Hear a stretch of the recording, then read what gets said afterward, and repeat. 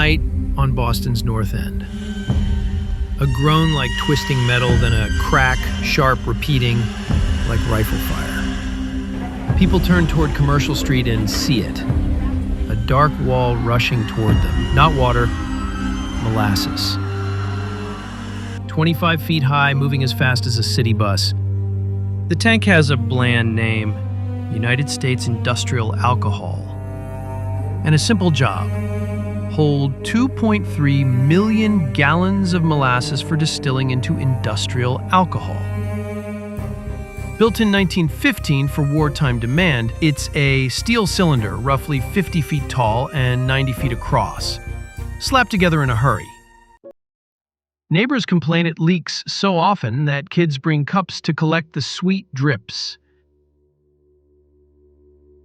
The company, people say, paints it dark brown to hide the stains. Winter has been brutal.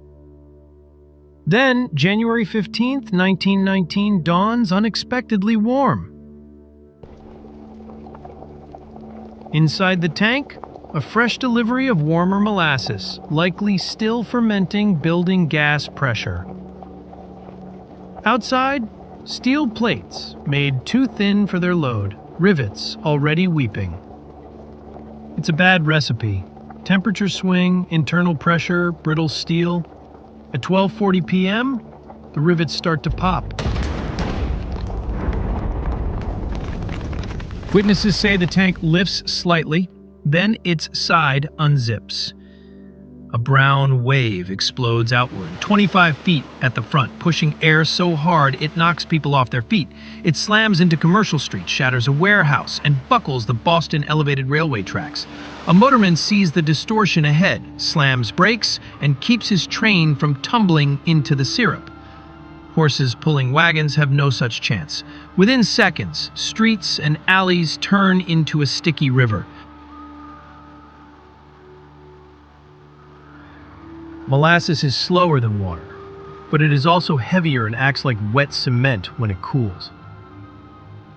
The wave races at roughly 35 miles per hour, then settles into chest-deep sludge that hardens as the air chills, trapping people where they stand.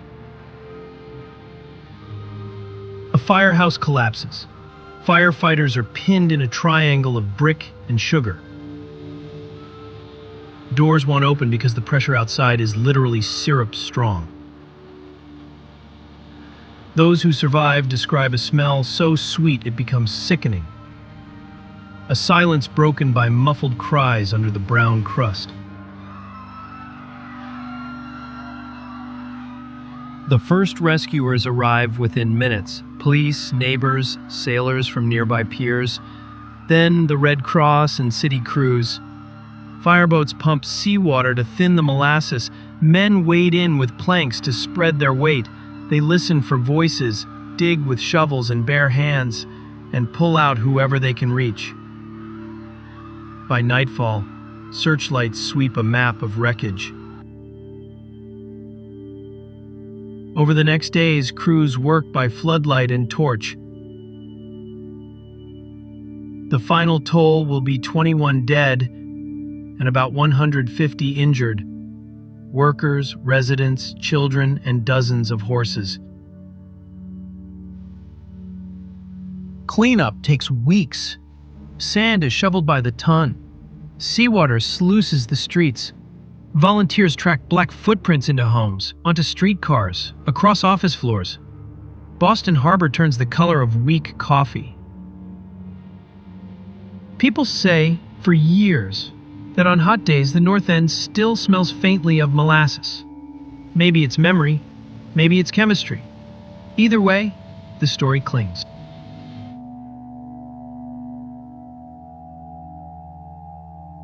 The company blames anarchists and sabotage.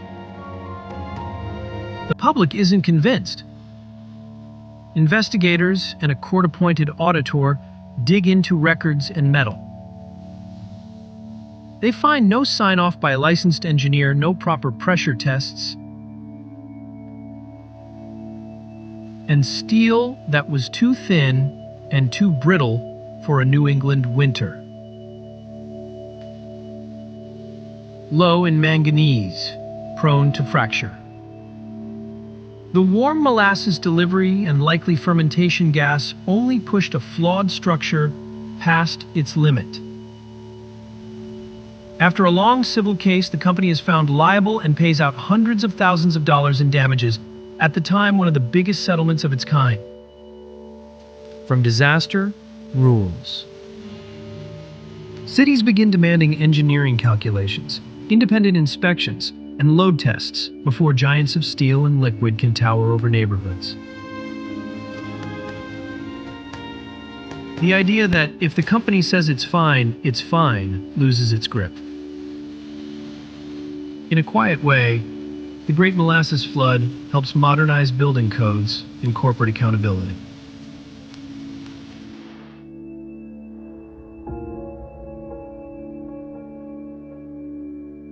If you stand on Commercial Street now, you'll see ball fields and a park where the tank once loomed. There's a small plaque and a view toward the harbor. If you close your eyes, you can almost hear the old L tracks rattling and a distant hum of the city before lunch. Just seconds before the groan, the crack, and the wail. The story sounds absurd until you remember every disaster is a chain. Bad steel, rushed work, leaks ignored, a warm morning. Then the last, fatal link. That's why we tell it, so chains break earlier next time.